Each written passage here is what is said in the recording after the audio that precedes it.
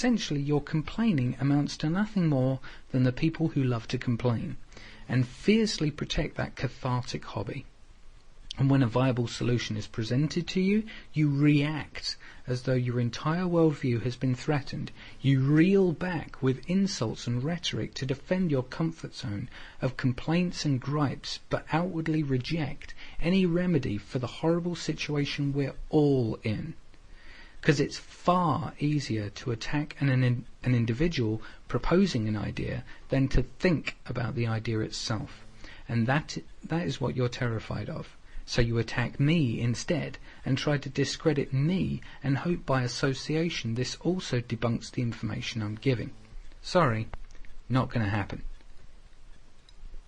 This is why you're obsessed with my social standing and your delusion that it has any relevance to anything, because this is the only thing you have left against me, the last bastion of attack that anyone resistant to change has. Is infantile and irrelevant ad hominem attacks about the person presenting the information. And because you have latched desperately onto the fallacy that you can sit back in comfort about holding something back by saying, "You live with your parents, you're a hypocrite," it enables you to relax, safe in the knowledge that you think you have defended your frail bubble of thinking. Never mind that what you've just said bears no relevance to anything. In your own mind, you feel you have defeated the attempt at social change. Well, I'm sorry. You have repeatedly failed at providing that anyone's social standing has any relevance to anything. And even in the face of logical reasoning, you remain fixed in your mentality of insulting other people who disagree with you.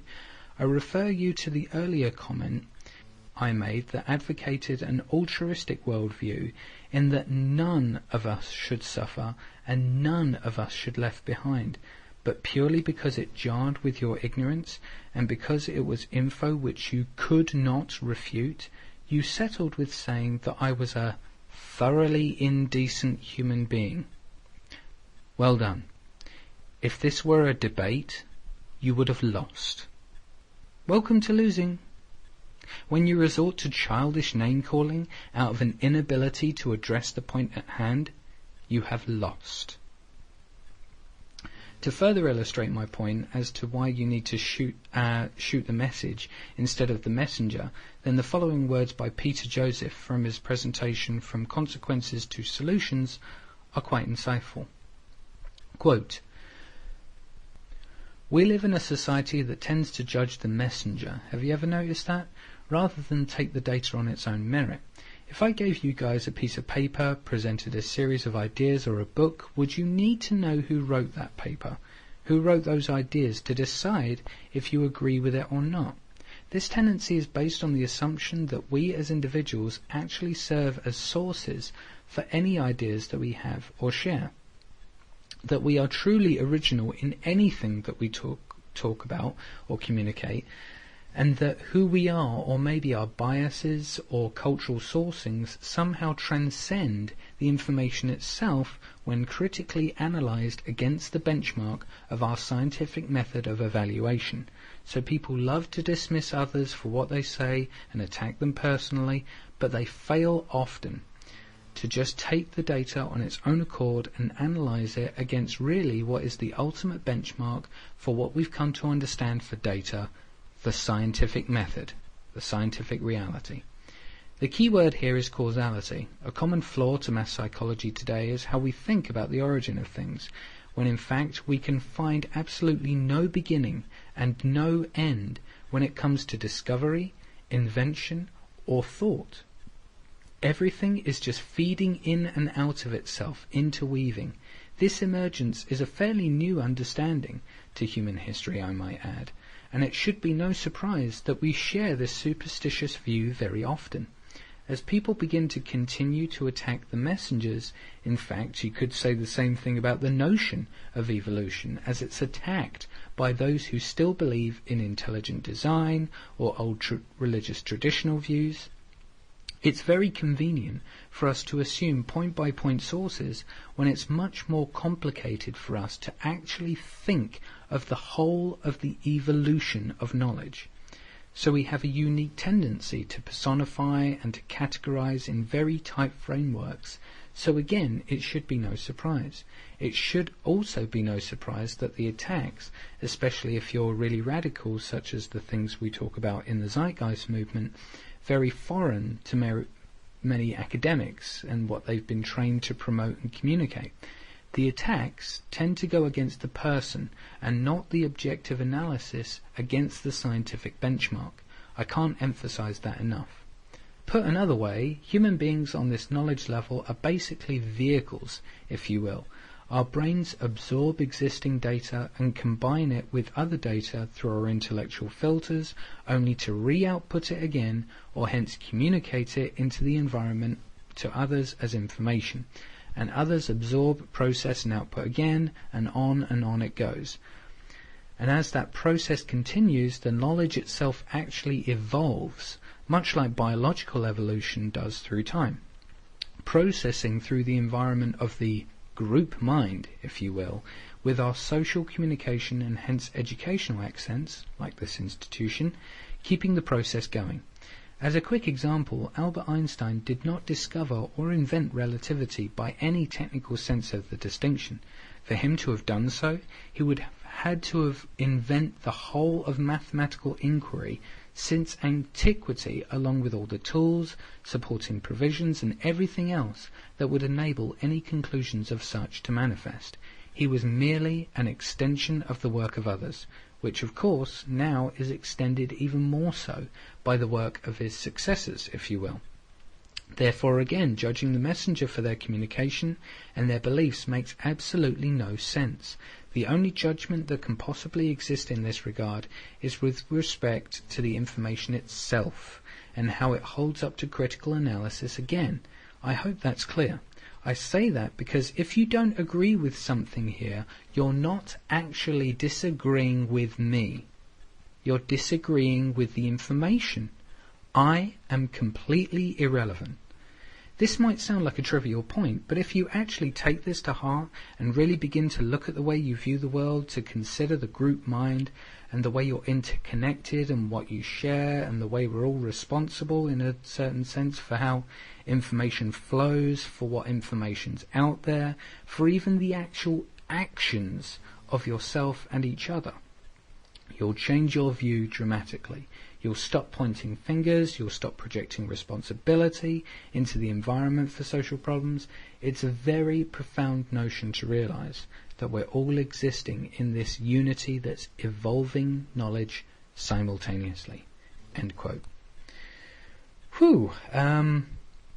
Overall, there's an active effort to suppress the realization that peaceful and compassionate activists are continually, encouraging for society. This leads certain outspoken guardians of the status quo to directly or indirectly challenge activists with a set of completely blunt and useless tools, when they're under the illusion that they have the highest grade weapons against them. The main weapon that's used by these people are logical fallacies, followed very closely by judgment, apathy, and aggression. When these are combined, you get a similar outcome from what I received recently. I'll tell you, I'll read this message. This is a message I received on YouTube from an individual called Owen Lloyd Brunning. He's the director of Ice White, a teeth whitening specialist, to provide people with the same, white teeth that celebrities have. Woo! We love that, don't we? Anyway, the message he sent me is as follows. I'll read out the whole message and then I'll break it down. Quote, "Hi, I work in a shop very close to where you speak on Saturdays. I have thought about speaking to you on many occasions," spell occasions with a T instead of an S, "but the attention that surrounds you when someone does confront you is somewhat of a put-off. The point I'm going to make will be completely missed or shrugged off by yourself, as this is not what you want to hear, or you will put it don't, I think he meant put it down, to the fact that I don't believe in free speech. I have no doubt that you love people coming up to you in town and trying to confront you, as this is the sole purpose of you being there. You know full well that standing in the middle of a high street on a Saturday afternoon will attract attention, the upshot of which you record and place on YouTube! Exclamation mark. You need the confrontation to be able to fulfill your purpose. There's another thought. It is beyond me why you feel that people want to walk through a high street with someone with a megaphone anywhere near them, especially when you're trying to make a point about bankers or such like. Do you really believe that you are so well informed on the subjects you speak of that everyone should be listening to you? There is no difference in what you do and what the politicians you dislike so much do! Exclamation mark. You are trying to influence people that do not want to listen and to believing what you say over anyone else. On this point, do you not realize that going on about bankers is easy prey! Exclamation mark. And when you do next go on about them next, understand that you are talking to people walking up from Fremlin's carrying loads of shopping bag, I think he meant bags, all of which would not be possible without borrowing money, including the building of Fremlin's! Exclamation mark. So who doesn't really want bankers? The world work of human greed, I think he meant the world works off human greed, and in brackets he put unfortunately, close brackets. Banks put the money in front of us so we don't have to take it. I do truly believe in freedom of speech, but what you do is not in most minds is not freedom of speech. You are intentionally looking for either confrontation or attention. Freedom of speech is to stand there with a sign as you do and invite people to engage with if they wish to. That is people's freedom to engage, but not have someone at 100 decibels giving you their opinion. End quote. Okay, let's break this down, shall we? Now, here's the first point. Hi, I work in a shop very close to where you speak on Saturdays. I have thought about speaking to you on many occasions, but the attention that surrounds you when someone does confront you is somewhat of a put-off. Okay, to start off, hey Owen, nice to speak to you, indirectly, but in terms of what you refer to the confrontations I have, then that would only either be the police or when someone heckles me with an insult. And even the heckles, it's just they insult me and then I sort of like, say thank you very much for the insult. Not sure how I can learn from that, but have a nice day. That's about it. It's not really a confrontation. It's just a brief exchange. But every other interaction I have is when someone approaches me and, do you know what? We have an amicable and insightful exchange. Sometimes for hours on end. That's how you know, when I'm on the megaphone, that's how you know that I'm in an insightful discussion with someone. If I've shut up for more than 2 minutes, then you'll know that I'm in a discussion with someone. I can understand how the idea of me learning from you and vice versa is off-putting, but that is probably why it's a good thing that you probably haven't approached me. I'm all for having discussions with people, and that's why I put down everything when approached, and happily engage that person in a dialogue so we can both better understand our position and hopefully come to a mutual understanding about whatever we wish to discuss. I cannot be held accountable for the fact that you find that off-putting. This next point, quote, the point I'm going to make will be completely missed or shrugged off by yourself, as this is not what you want to hear, or you will put it down to the fact that I don't believe in free speech, end quote. Okay, first off, this is your first assumption here, and it's quite self-defeating for you to have a fallacious presumption about me and more or less start off your message to me with a preset negative view. Like I've already stated, I'm always open and willing to have exchanges with people to learn and share information. thus making your assumption about me to be completely unfounded and negative from the outset. And free speech is not a case of belief or disbelief. It's not a faith-based thing like religion, which you can choose